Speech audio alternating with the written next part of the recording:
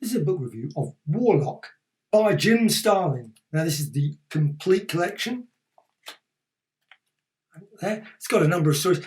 The disappointing thing about this book, and it's a lovely book, actually it's a brilliant book, is that it of course has the Strange Tales 178 to 181, but it has Warlock 9 to 15. So it doesn't have the early Warlock stories. So it's not, to me, complete, but it's obviously the Jim Starlin one, so they've obviously left out those stories. Avengers Annual 7, Marvel 2-in-1, Annual 2. And it's just a really brilliant book. It's got also first sembling of the Infinity Gems, debut of Gamora, and a team up with Spider-Man and the Avengers to save the universe.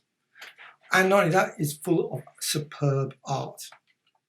So this book came out quite a while back now. So this is 2014, and it's approximately 300 odd pages, mainly in colour.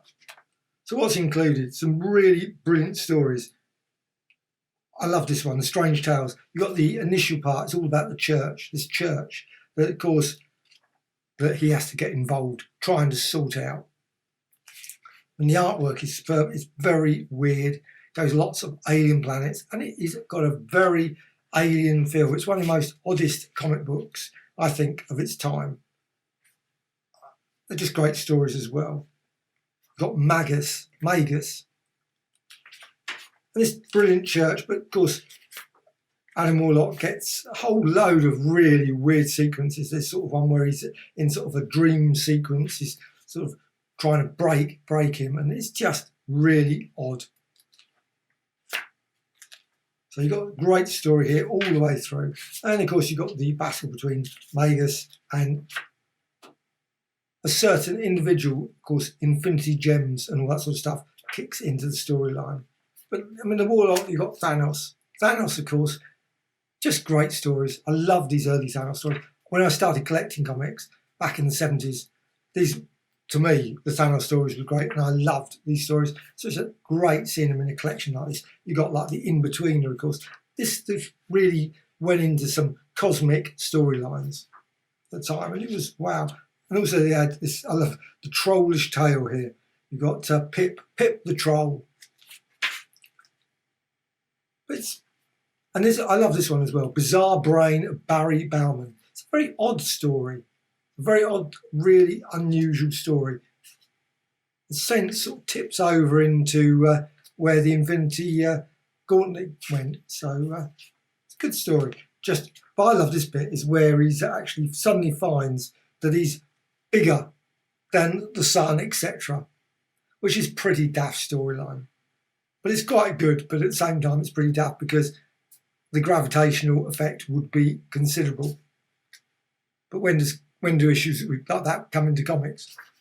But you've got a great story, and finally you get to the classic one with the Infinity Gem and good old Thanos, and the Avengers and Spider-Man kicks into the story. And I think this is just some of the best. Really, really love that story. So just going to get to that one. Marvel 2-in-1, Thing and Spider-Man. Of course, it's Jim Starlin, story and art. Just a masterpiece. Go through the story. I'm not going to tell you how it ends, of course. I hate saying how stories end. Very hard to avoid it sometimes, but at the same time, it's just a classic. I just think that Infinity Gem story is one of the best.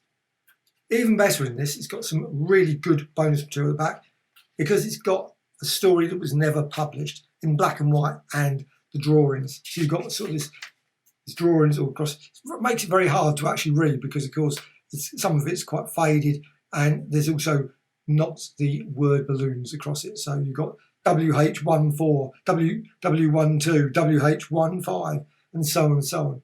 And you've got some lovely ads and also Foom. I loved the Foom magazine.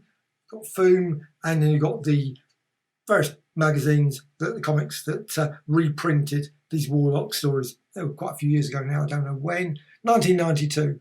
So this is just an absolute crackingly good Warlock. I say the only thing missing for me is the Warlock 1 to 8 stories. Now I would love those to have been included as well, and that would have truly made it a really brilliant book. But still, I think it's a superb volume. Complete collection, Warlock.